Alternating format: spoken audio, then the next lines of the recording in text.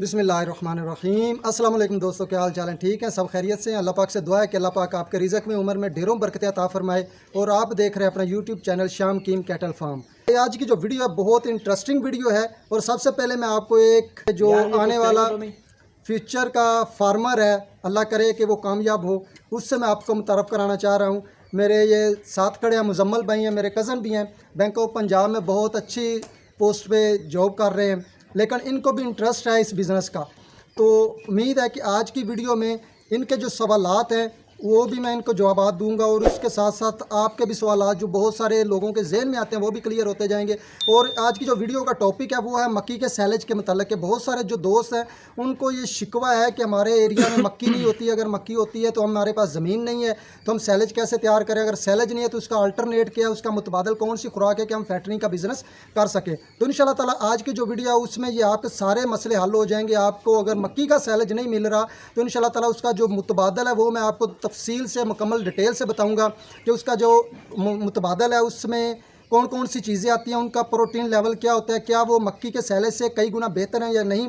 तो उससे बढ़कर सबसे एक अहम बात मैं आपको एंड पे बताऊंगा कि वो एक ऐसी खुराक है जानवरों की जिसका जो प्रोटीन लेवल है वो मक्की से और सारी चीज़ों से सबसे ज़्यादा होता है। तो इस वीडियो को स्किप बिल्कुल नहीं करना, इस वीडियो को एंड तक देखिएगा। तो चलते हैं आज की वीडियो की तरफ। दोस्तों, जो जानवरों की खुराक है उस पर तो कंप्रोमाइज़ किसी सूरत नहीं हो सकता, क्योंकि खुराक के सिर पे ही फैक्ट्रिंग का बिज़नेस चलता है। अगर आपके पास खुराक नहीं है, इनके लिए खाने का इंतज़ाम नहीं है, तो आपको फैक्ट्रिंग करने का कोई फ़ायदा नहीं है, आप नुकसान में होंगे।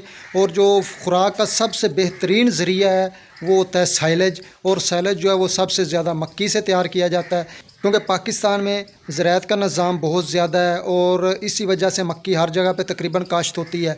और इस मक्की का जो सैलेज है वो पूरी दुनिया में यूज़ हो रहा है, जानवरों के लिए, दूध वाले जानवरों के लिए और गोश्त वाले जानवरों के लिए।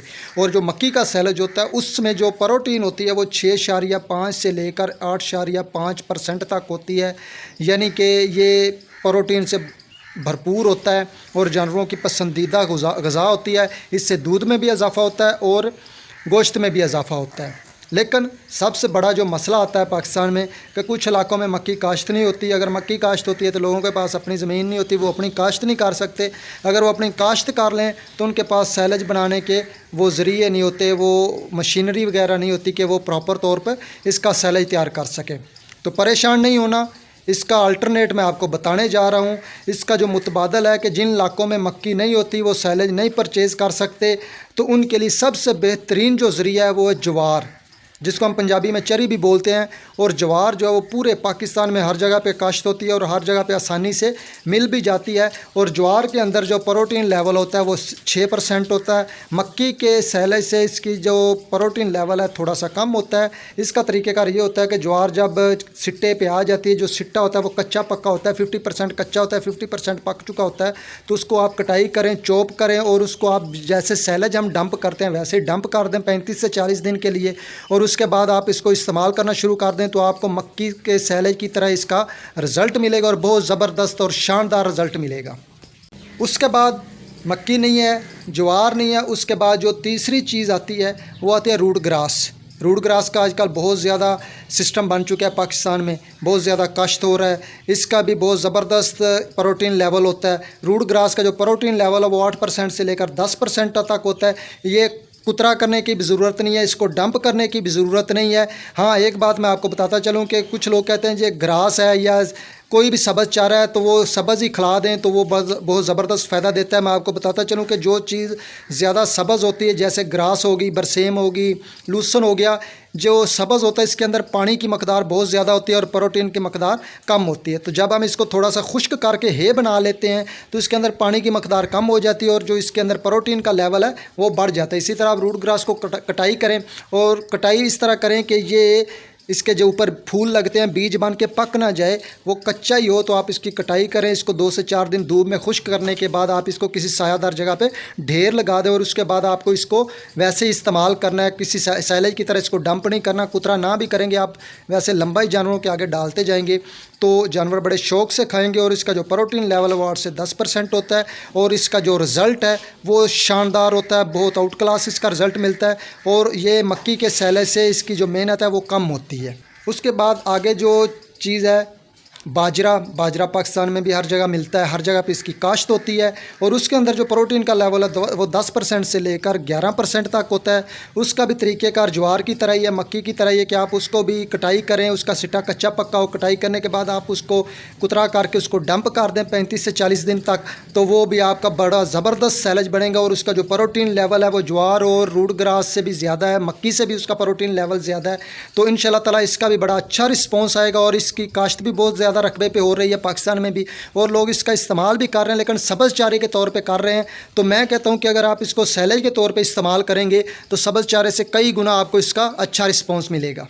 और सबसे अहम और मेन जो अल्टरनेट है खुराक का, वो मैं आपको पहले एक बता चुका था कि मैं आपको एक ऐसी चीज़ बताऊंगा जो आपके शायद इल्म में भी ना हो, आपने कभी सोचा भी ना हो कि हम वो चीज़ तो इस्तेमाल कर रहे हैं लेकिन हम वो उतना फ़ायदा नहीं ले रहे जितना उसके अंदर फ़ायदा है। अल्लाह ताला ने उसके अंदर जो प्रोटीन लेवल रखा है वो मक्की से, ज्वार से, बाजरे से, रूट ग्रास से सबसे ज़्यादा उसके अंदर प्रोटीन लेवल होता है।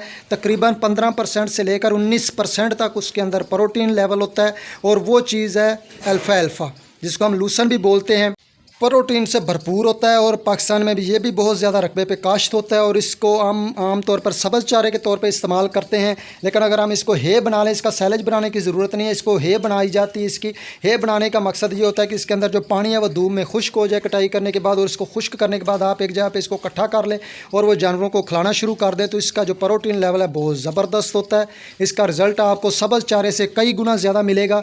तो मैं आपको बताता चलूँ कि हम ये ट्रेडिशनल तरीका जो है वो रवायती जो हम सब्ज़ चारा इस्तेमाल करते आ रहे हैं सालों से, तो उसको अगर हम थोड़ा सा चेंज कर दें, ये हे बनाने के बाद इसको इस्तेमाल करना शुरू कर दें तो सब्ज़ चारे की निस्बत इसका हमें रिज़ल्ट ज़्यादा मिलेगा और इसकी जो लागत है वो सब्ज़ चारे से कम होगी।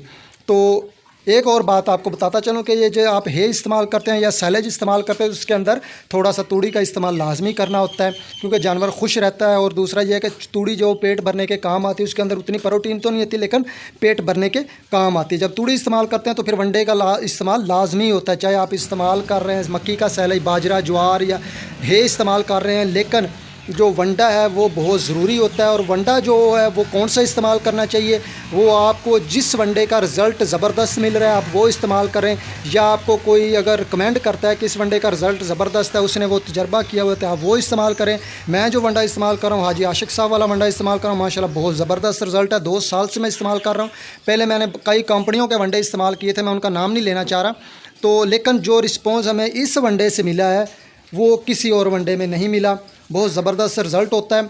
अगर आप अपने इलाके में किसी भी कंपनी का वंडा इस्तेमाल कर रहे हैं तो अगर आपको रिज़ल्ट मिल रहा है तो वेल एंड गुड।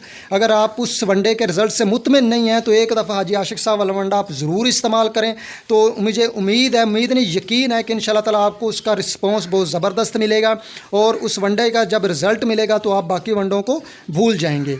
उम्मीद है आज की जो वीडियो है इसमें आपके बहुत सारे सवाल जो हैं वो खुराक के मतलब क्लियर हो चुके होंगे। मेरा नंबर स्क्रीन पे शो हो रहा है, आप इस नंबर पे रब्ता करके मुझसे अपने जो सवालात हैं वो क्लियर कर सकते हैं। दुआ है कि अल्लाह पाक आपको अपनी हिफ्ज़-ओ-मान में रखे, जहाँ पे रहें खुश रहें, दुआ में याद रखिएगा। ओके, अल्लाह हाफिज़।